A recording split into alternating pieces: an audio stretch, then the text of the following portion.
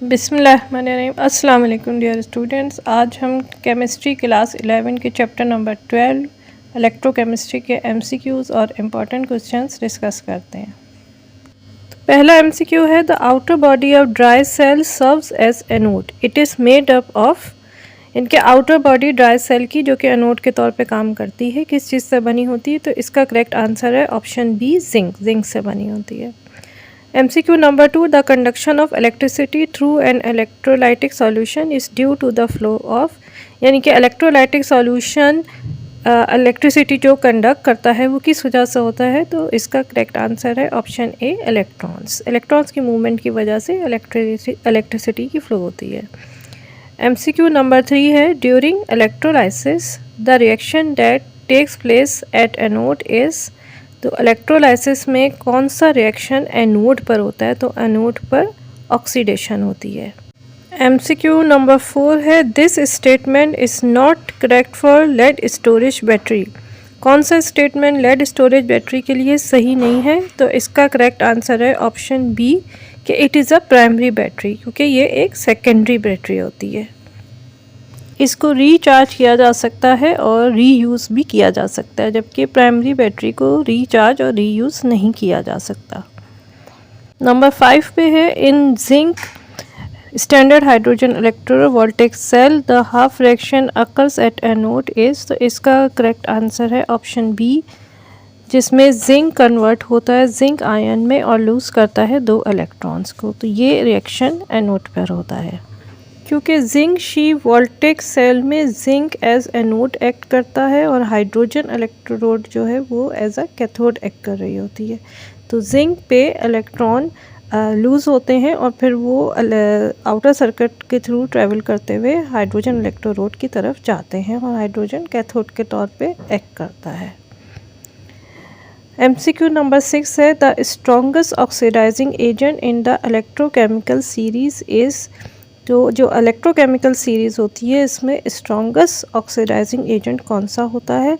तो इसका correct answer है ऑप्शन डी, फ्लोरीन, क्योंकि हाइड्रोजन की इलेक्ट्रोड पोटेंशियल या रिडक्शन पोटेंशियल ज़ीरो होती है और लिथियम स्ट्रॉन्गेस्ट रिड्यूसिंग एजेंट होता है, इसकी रिडक्शन पोटेंशियल -3.05 होती है, जबकि कॉपर जो है वो एक वीक ऑक्सीडाइजिंग एजेंट होता है और इसकी +0.34 रिडक्शन पोटेंशियल होती है और फ्लोरीन की रिडक्शन पोटेंशियल +2.87 होती है।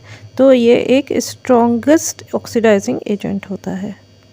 MCQ number 7 galvanise rod of iron is coated with. वो जब हम गैल्वेनाइजेशन का प्रोसेस करते हैं तो आयरन को हमेशा जिंक से कोट किया जाता है। तो इसका करेक्ट आंसर है option B, zinc. MCQ number 8 fuel cell is a typical galvanic cell which is based on the reaction between. तो फ्यूल सेल एक ख़ास गैल्वानिक सेल होता है जिसमें हाइड्रोजन और ऑक्सीजन को यूज़ किया जा रहा होता है और इनके दरमियान रिएक्शन होता है। नंबर 9 है oxidation number of chromium in Na2Cr2O7 क्या है? तो इसका करेक्ट आंसर है ऑप्शन बी, +6। इसको आप कैलकुलेट करेंगे तो ये +6 ही निकलेगा, ठीक है। MCQ नंबर 10 है which of the following half cell reaction shows oxidation. तो कौन सा रिएक्शन ऑक्सीडेशन शो कर रहा है? तो ये पहले भी हमने MCQ नंबर 5 में यही वाला रिएक्शन देखा था, लेकिन इसमें इलेक्ट्रॉन इन्होंने नहीं लिखे हुए। तो जिंक जब जिंक +2 में कन्वर्ट होता है +2 आयन में, तो जाहिर बात है कि वो 2 इलेक्ट्रॉन लूज़ करता है, इसलिए इसका करेक्ट आंसर ऑप्शन डी है। अब हम आ जाते हैं इम्पॉर्टेंट क्वेश्चंस की तरफ। तो लॉन्ग क्वेश्चंस में गैल्वेनिक सेल विद डायग्राम, इसके अलावा स्टैंडर्ड इलेक्ट्रोड पोटेंशियल और शी के बारे में, और उसके साथ ही कि कैसे कॉपर या जिंक की आप डिटरमाइन कर सकते हैं इलेक्ट्रोड पोटेंशियल। कॉपर या जिंक में से कोई भी आ सकता है, और balancing of equation by ion electron method. ये आपको लॉन्ग क्वेश्चन में भी आ सकती है, शॉर्ट क्वेश्चन में भी आ सकती है, लेकिन ये एक मस्ट है, इसको आप ज़रूर प्रैक्टिस करें। तमाम जितनी भी बैलेंसिंग दी हुई है बुक में सेल्फ असेसमेंट में, एग्जाम्पल्स में या चैप्टर के पीछे, उस सब की प्रैक्टिस करें आप। और ये दोनों को मैंने टिक लगाया हुआ है, ये मोस्ट इम्पॉर्टेंट है। ये तकरीबन हर साल ही ये क्वेश्चन आता है, दोनों ये क्वेश्चंस इम्पॉर्टेंट हैं। ठीक है, उसके बाद हम शॉर्ट क्वेश्चन पे आ जाते हैं। तो इसमें व्हाट इज़ ऑक्सीडेशन नंबर, इसकी डेफिनेशन करें, और ऑक्सीडेशन नंबर कैसे डिटरमाइन कर सकते हैं, ये भी एक इम्पॉर्टेंट क्वेश्चन है। जितने भी बुक में दिए हुए हैं आपको ऑक्सीडेशन नंबर डिटरमाइन करने के लिए, उन सब को आप प्रैक्टिस करें। ठीक है, फिर क्वेश्चन नंबर 2 है define electrolysis, describe the process of electrolysis for NaCl in an electrolytic cell.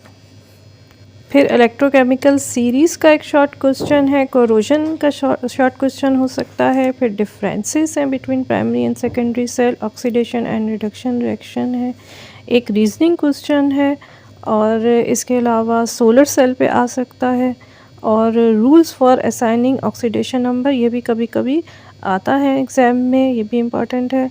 और डेफिनेशंस हैं जो कि ज़्यादा इम्पॉर्टेंट है आपके लिए। तो जो मैंने टिक किए हुए हैं क्वेश्चंस वो मोस्ट इम्पॉर्टेंट है। इसके अलावा आप बाकी सारे भी ज़रूर एक दफ़ा ज़रूर पढ़ें इनको, क्योंकि अब रीजनिंग क्वेश्चंस और कॉन्सेप्ट बेस्ड क्वेश्चंस ज़्यादा आया करेंगे, ज़रूर आएंगे पेपर्स में। ज़रूरी नहीं है कि ज़्यादा आएँ, लेकिन 2-3 ज़रूर आएंगे। तो इसलिए आपका चैप्टर को समझना और उसको अच्छी तरह पढ़ना, हर टॉपिक को ज़रूरी है। ख़ासकर जो इम्पोर्टेंट टॉपिक्स होते हैं उनको ज़रूर आप पढ़िए, 1 या 2 दफ़ा उनको ज़रूर रीड कीजिए। यहाँ पे आज की वीडियो ख़त्म करते हैं। उम्मीद है आपके लिए मददगार साबित होगी।